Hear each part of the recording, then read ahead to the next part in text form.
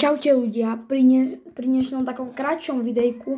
Dneska to nebude nič moc videjko, ale ľudia aj tak nás podporujte. My sme proste začínajúci kanál a chceli by sme proste odbery a zajtra vyjde za 30 odberateľov, čo ste dali a chceme ešte tých 50 ľudia dáme a vyšiel nový short, takže si kúknite nový short a ešte. Takže ideme na to. Prvý zápas, čo sa dneska hrá, je SPVGG Greuther Furt a Kaiserslautern. Takže za mňa je favorit v tomto zápase. Za mňa Kaiserslautern. Neviem to ani vysloviť. A zajtra bude iba také krátke video z tréningu, iba takto napoviem vám trošku z nášho futbalového. Začíname trénovať a my by sme boli veľmi radi, keby ste nás podporovali ďalej a ďalej a proste nám, keby sa aspoň tých 50 odberateľov dalo, tak bude dosť veľký stream, aj 3 alebo 2 hodinový. Viem, že to nie je úplne veľa, ale my sme musíme sa učiť proste ešte písomky, proste ako hovoril aj môj kamarán, byť siedmak a proste mať polročné písomky, to není veľmi sranda. Tak a už sa vrátim k videu, aby som tu veľa nerozprával. Druhý zápas, čo sa dneska odohrá, je Magdeburg proti Eintracht Braunschweig. Magdeburg, takže v podstate toto je druhá Bundesliga, takže Eintracht Braunschweig je 17.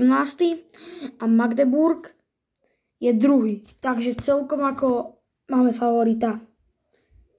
Dnešný tretí zápas bude, každý asi pozná tým VfL Wolfsburg, to asi každý, a proti Holstein Klein.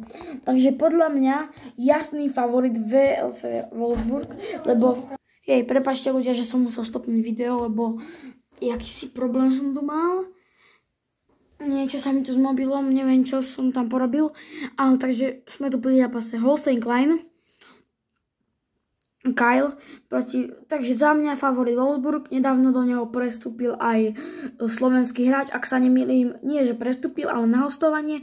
Išiel tam slovenský hráč Vavro. A Holstein Klein, ten je podľa mňa taký menší favorit. Ideme na dnešný štvrtý zápas. Toto sa odohrá v francúzskej lige. Takto vám to ukážem. Tým Auxerre proti týmu Saint-Étienne. Takže z Auxerre sú na tom podľa statistik lepšie. No 11. miesto to je nič moc teda za mňa. A Saint-Étienne 16. tak to je ešte horšie. A toto je podľa mňa, toto bude, že taký výsledok, že asi 3-1 2-1 alebo 1-0 pre Auxerre asi, by som typol. A možno aj Saint-Étienne prekvapia. A dnešný štvrtý zápas, čo sa neviem rozhodnúť, že kto by asi tak vyhral. Tak to vám to z diaľky ukážem. A tuto je Torino proti Cagliari.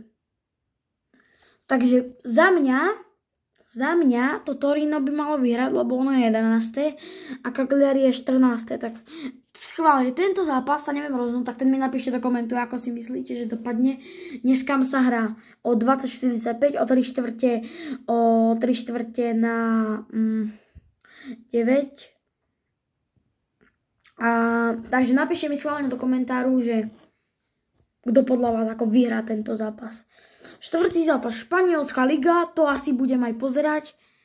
Tým Las Palmas proti Osasune. Takže Osasuna je 10. v tabulke. To vám to ukážem.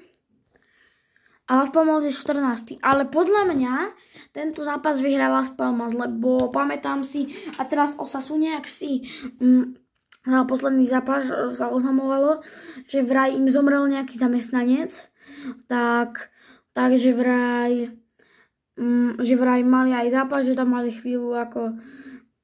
A to bolo iba na pripomienku, no už ideme radšej ďalej. Takže počkaj, teraz stopnem. Takže ľudia, musel som stopnúť teraz zase video, teraz budem trošku častejšie stopovať. dneska, čo sa odohrá posledný zápas. A keby ste ešte chceli vedieť kanály, tuto vám ich takto dám. Prvý zápas tento sa bude odohrávať na Nova Sport 4. Druhý zápas Magdeburg proti Eintracht Braunschweig sa bude odohrávať na Nova Sport České. To je ten kanál, no neviem, či to niekto máte, ale ja ho nemám. Ďalší zápas Wolfsburg proti Holstein Klein. Tým bude na Nova Sport 5. Podľa mňa to by ste kľudne si chceli pozrieť ako. Potom Auxerre proti Saint-Étienne. Bude hrať na Nova Sport 3, ak máte. Torino proti Cagliari. To bude hrať, počkajte, na Šport 1. Las Palmas proti Osasune. Bude hrať na Nova Sport 4, to je klasické La Liga-ový kanál. A posledný zápas dnešný, ten ešte komentujeme, Sheffield United proti Hull City. Za mňa ako Sheffield, no podľa mňa postupia, lebo aj sa pozrieme na tie ich štatistiky, takže oni sú teraz druhí v druhej anglickej lige. A Hull City je 22. Takže tu máme favorita. A za mňa Sheffield United túto sezónu sa im celkom darí v tej lige druhej anglickej, tak ale je to druhá anglická, nie prvá. A podľa mňa aj kľudne postupia do nej. A ten zápas sa bude hrať na Nova Sport České. No a to by bolo ešte pre toto video všetko. Asi vám už teda nič nepoviem. Dúfam, že toto video aspoň dávajte prosím, dávajte aspoň, trošku nás podporujte, aspoň v odberoch. Vy ste výborní fanúšikovia, takže a keď budeme mať 50 odberateľov, tak vyhlásime súťaž. Vy nám dáte, keď budeme mať 100 odberateľov, tak vyhlásime súťaž. A to vám ešte nebudem prezradzať o čom, bude to trošku drahšia vec. Ale potom to ešte je trošku, to je ešte celkom veľa času do tých 100 odberateľov. Ale pre toto video by to bolo asi všetko zatiaľ. Rýchlo si iba tak prejdeme zápasy tuto. Kolín, Schalke, Como, Atalanta, Lipsko, Freiburg, Bournemouth, Brighton, Liverpool, Southampton. Kľudne si to stopnite, keby ste chceli vidieť zápasy.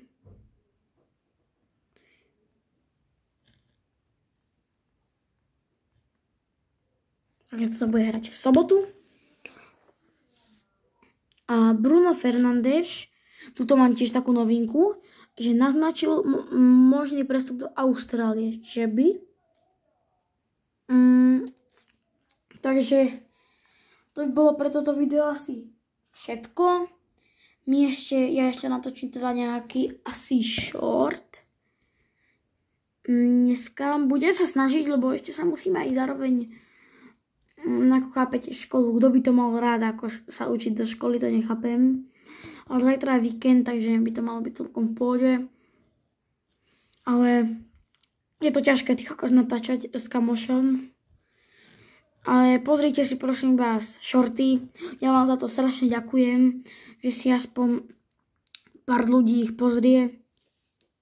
Že si aspoň pár ľudí pozrie shorty. Veľmi vám za to ďakujem, za vašu podporu. A tak zatiaľ čaute. A čakajte, že buď zajtra alebo pozajtra budeme točiť špeciál. Takže môžete sa tešiť a zajtra, keby ste chceli, sa kúknite. Tréning začína ráno, takže video, kým zostriham ako celé, tak mi to tak hodinku bude trvať, to video, kým dostriham. Takže video by malo výjsť zhruba o 3:00, tak po obede, alebo o 2:00, ešte vám to neviem povedať. Ale prosím vás, pozrite sa na to, keby ste mali zájem, keby ste nemali, mne to nevadí, keby ste sa nepozreli. Ale tak toto video chcem ukončiť, aby ste sa dlho na to nepozerali. A ja vás zdravím, vidíme sa zajtra v ďalšom videu a zatiaľ čaute.